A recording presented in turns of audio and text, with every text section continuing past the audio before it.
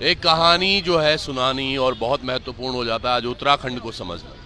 कल भी हम एक धरने में थे जहां पर कि 3 अलग अलग दल, एलटी के, स्टेनो के, क्लैरिकल के बच्चे तमाम, एक महिला तो यहां तक थी कि वो 1 साल के बच्चे को लेकर अपने धरना प्रदर्शन कर रही थी। और आज हम जिनके साथ हैं ये NIOS DLED वाले हैं। कहा जाता है पूरे भारतवर्ष में कि जो भी हाई कोर्ट या सुप्रीम कोर्ट का ऑर्डर होता है वो मान्य होता है, पर गरीब है ना, इसलिए वो मान्य भी नहीं हो रहा है। सारी कहानी जानेंगे।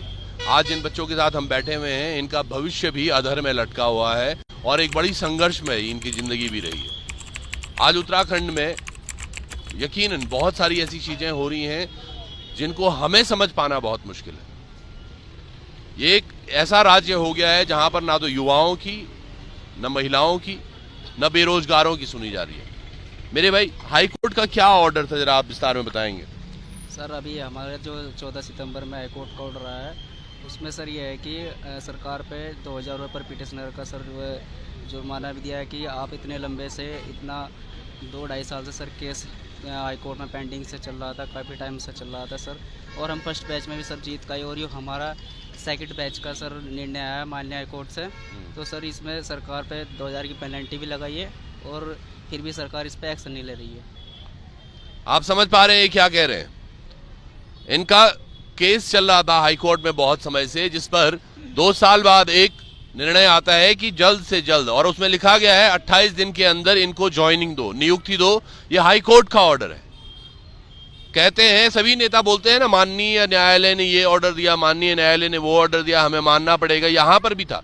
और साथ के साथ जितने ये बच्चे हैं, तब तकरीबन 380 हैं आप लोग, तो 380 ये नियुक्तियां होनी थी, जिन पे कहा गया था कि 2000 रुपये आपको फाइन भी देना होगा प्रति बच्चा।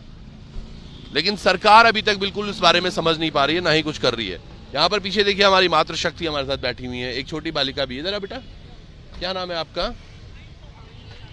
क्या नाम है? अवनी। देखो, माँ दुर्गे का रूप होती है अवनी, और अवनी भी यहाँ पर आई हुई है। इसने सोचा नहीं होगा कि मुझे भी धरना करना पड़ेगा अपनी मम्मी के साथ या पापा के साथ, लेकिन आज यहाँ पर पहुंची हैं। मैम, कहाँ से आए हो आप लोग? सर मैं बागेश्वर से आई हुई हूँ। अच्छा। तो अभी जो हमारी नियुक्ति होनी थी वो नहीं हो पाई है।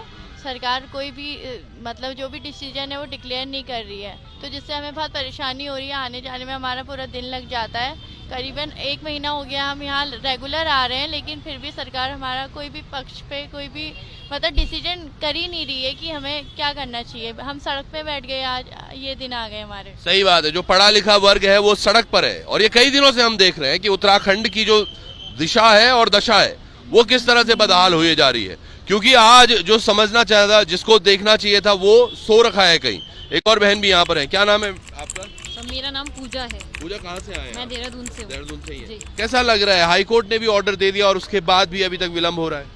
सर सरकार का ये जो रवैया है ना, इसको देख के हम इतने हैरान और परेशान है ना कि मतलब माननीय उच्च न्यायालय के आदेश की भी इस तरह से अवहेलना हो रही है कि हम समझ नहीं पा रहे हैं अब हम कहाँ जाएं अपने न्याय को पाने के लिए। आज क्या विचार है? आज क्या करने वाले हैं? सर आज हम सचिवालय कूच करने वाले हैं ताकि हमारी ये बात, हमारी जो मांग है, जो कि हमारा जो निर्णय आया है उसको जल्दी से जल्दी अमल में लाया जाए। ये हमारी मांग सरकार तक पहुंच पाए और हमें जल्दी से जल्दी काउंसलिंग में शामिल करके नियुक्ति प्रदान की जाए। ये वाकई बहुत दर्दनाक है, आपको समझ नहीं आ रहा होगा, पर मैं आपको बताऊं, ये सिस्टम हिला हुआ है। जो ये तमाम लोग बैठे हुए हैं ना, ये अपनी रोजगार के लिए तो लड़ रहे हैं, लेकिन उसके साथ समझने की आवश्यकता ये है कि सिस्टम कितना खराब हो रखा है और कितना कुरूप उसका जो रूप है, वो आज समझने के लिए संवेदनाएं मार के बैठा हुआ है।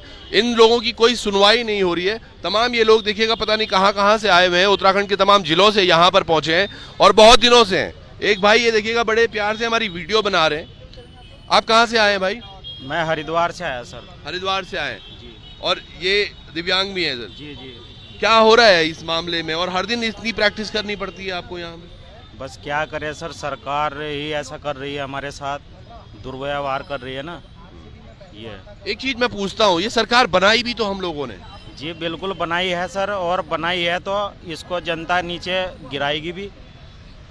एक तरफ अंकिता का प्रकरण है, वहां पर क्या हो रहा है वो समझ नहीं आ रहा है। इतने दिनों से सब मौन हो रखा है। युवा देखिएगा तमाम सड़कों पर है। इतनी सारी भर्तियां कैंसिल कर दी गई हैं। कुछ भर्तियां निरस्त करने के बाद इनको तो हाई कोर्ट का ऑर्डर आया है। ये कहते हैं कि हमें हाई कोर्ट का ऑर्डर है कि फटाफट नियुक्ति दो और जो विलंब किया है 2000 प्रति छात्र भी दो, पर ये नहीं हो रहा है। अब क्यों नहीं हो रहा है, कौन इसको दबा रहा है, वो एक बड़ी बात है। आप लोग भी लोकार्पण पर जुड़े रहिएगा। हम देखिए तमाम सवाल जरूर उठाते हैं, पर इन लोगों की बात जरूर सरकार को सुननी चाहिए। जुड़ेगा। बहुत बहुत धन्यवाद आपका। नमस्कार।